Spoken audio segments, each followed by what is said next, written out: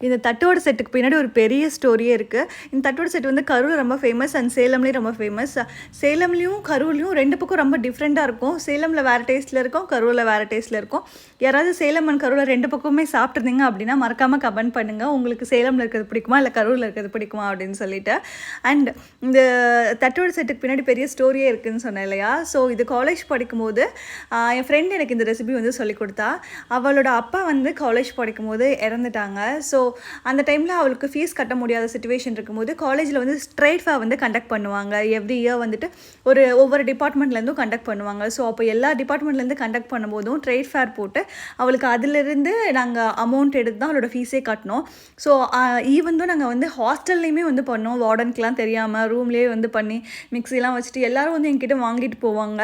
So ரொம்ப நல்லா போகுதே அப்படின்னு சொல்லிட்டு மறுபடியும் வந்து பிரின்சிபல் கிட்ட போய் பெர்மிஷன் கேட்டு ஹாஸ்டலில் நாங்கள் வந்து ஸ்டால் போடுறோம் அப்படின்னு சொல்லி கேட்டோம். அதுக்கும் பெர்மிஷன் கொடுத்தாங்க. ரொம்ப சப்போர்ட் பண்ணாங்க. அண்ட் அந்த மாதிரி தான் அவரோட ஃபீஸ் கட்டணும். என் ஃப்ரெண்ட்ஸ் எல்லாருமே அந்த ஸ்டாலில் ஒர்க் பண்ணியிருக்கோம். எல்லோரும் ரொம்ப ஹாப்பியாக வந்து ஒர்க் பண்ணியிருக்கோம் அந்த ஸ்டாலில். அண்ட் நான் வந்து அவள் கூட வந்து ஃபுல் டைமாக இருந்து ஹெல்ப் பண்ணிகிட்டு இருந்தேன். அதெல்லாம் நினைக்கும் போது மலரும் நினைவுகள் மாதிரி இருக்குது. ஸோ உங்கள் ஃப்ரெண்ட்ஸ் கூட இந்த மாதிரி அனுபவம் இருக்கா அப்படிங்கிறத மறக்காமல் கமெண்ட் பண்ணுங்கள். பாய்.